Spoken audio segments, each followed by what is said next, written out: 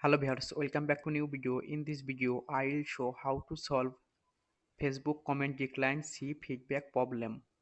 Let's see how to solve this problem. Open on Facebook,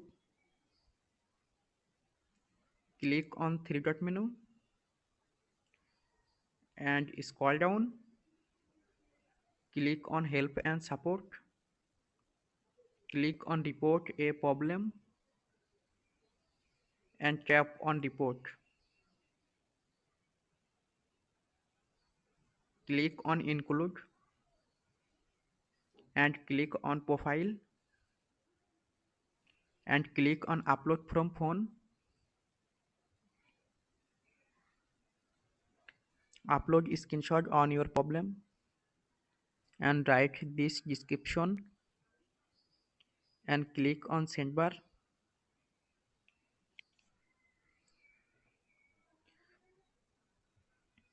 Wait for reply from Facebook. Thanks for watching. Don't forget like and subscribe.